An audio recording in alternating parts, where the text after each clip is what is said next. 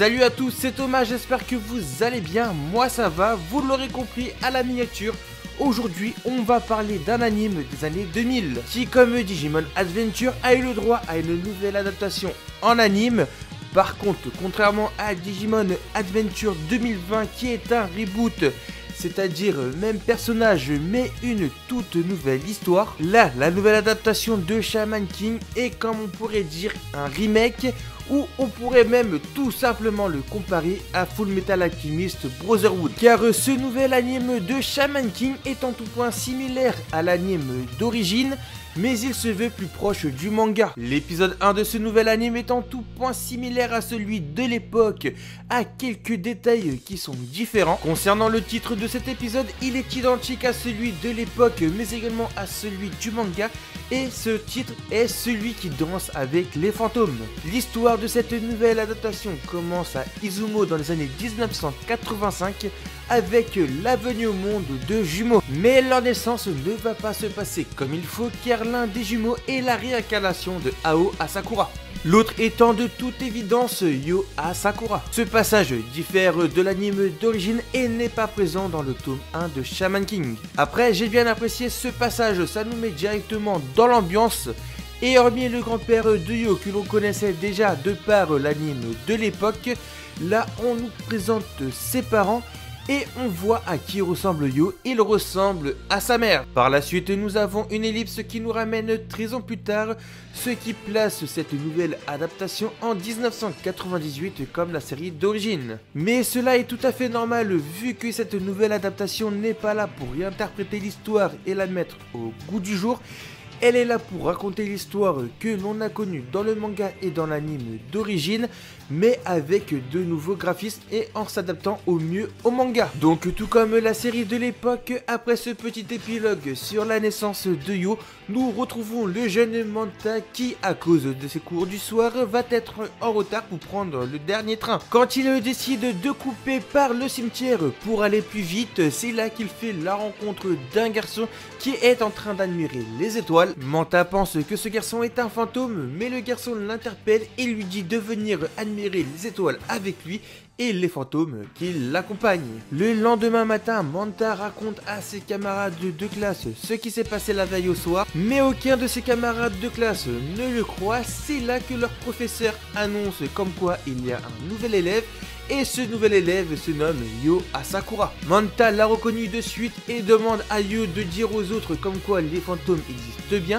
mais Yo a tout simplement démenti. Plus tard dans la journée, Manta décide de filer Yo pour voir ce qu'il fait de ses journées, jusqu'au moment où il se fait remarquer par Yo, et Yo justement en profite pour s'excuser. Il lui explique pourquoi il est en ce moment à Izumo, tout simplement pour son apprentissage, car c'est un chaman.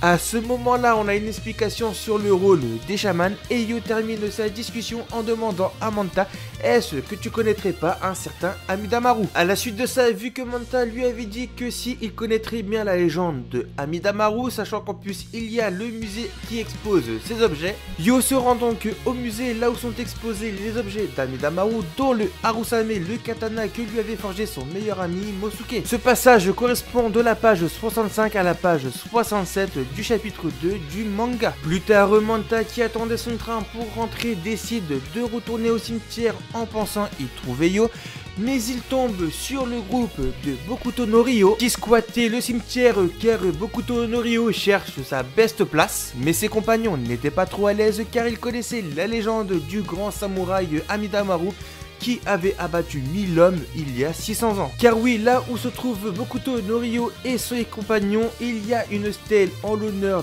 du grand samouraï Amidamaru, mais cela ne va pas empêcher Bokuto no Ryo de casser la stèle d'Amidamaru, car pour lui, toutes ces légendes sur ce grand samouraï n'est que des foutaises. Par malchance, Manta se fait repérer par le groupe et se fait passer à tabac. Le lendemain matin, Manta, qui est arrivé à son collège tout plein de bandages, Yo le prend avec lui pour aller le venger, car il lui dit: tout humain qui peut voir les fantômes n'est pas mauvais, donc tu es mon ami. Tout le passage dans le cimetière est très bien animé. Encore une fois, c'est identique à la série originale et au manga, mais avec cette nouvelle patte graphique, ça ne fait qu'embellir l'œuvre. Une scène que j'ai particulièrement aimée dans la scène du combat dans le cimetière, c'est la fusion Yoi. Car Amidamaru en mode boule humaine est de la même couleur que dans le manga avec une couleur jaune orangée, alors que dans la série originale, Amidamaru en mode boule humaine, il était bleu. Toute l'animation du combat entre Bokuto no Ryo et Yo est vraiment bien animée. L'animation est très fluide, très dynamique, et Bokuto no Ryo est vite mis KO. Du coup, son groupe le récupère et prend la fuite. Par la suite, Yo demande à Amidamaru de le rejoindre, mais celui-ci refuse car il attend quelqu'un depuis 600 ans.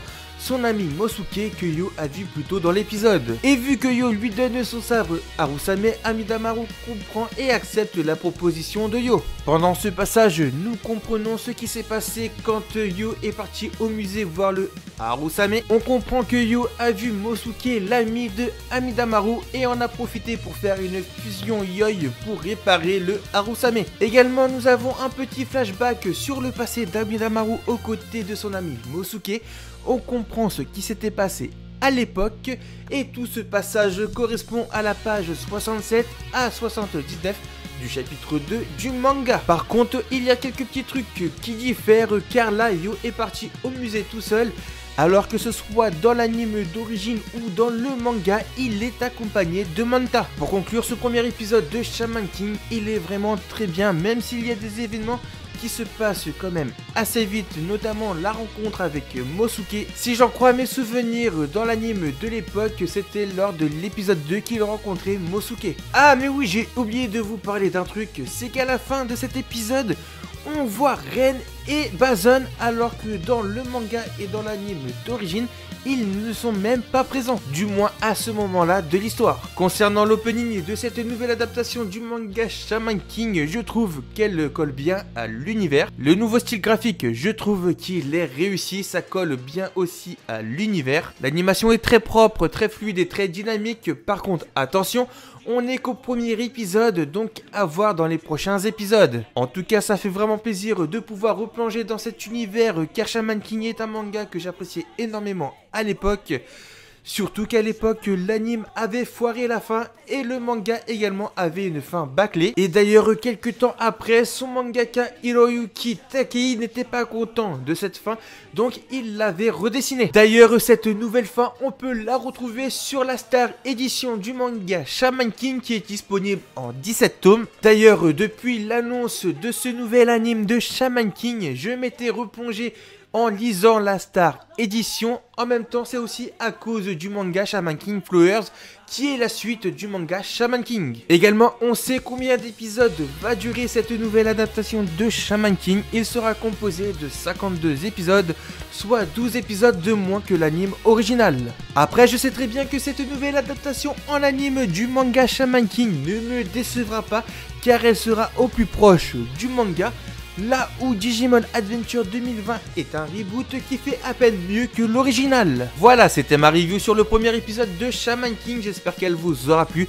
Si c'est le cas, comme d'habitude, je compte sur vous pour mettre un maximum de pouces vers le haut, pour me soutenir, mais également pour m'aider dans le référencement. Donnez-moi votre avis sur cet épisode dans les commentaires. N'oubliez pas de venir me follow sur Twitter et surtout de vous abonner à la chaîne YouTube si ce n'est pas déjà fait, en n'oubliant pas d'activer la cloche des notifications pour ne manquer aucune prochaine vidéo. Sur ce, c'était Thomas, je vous dis à très vite pour une prochaine vidéo et d'ici là, matane!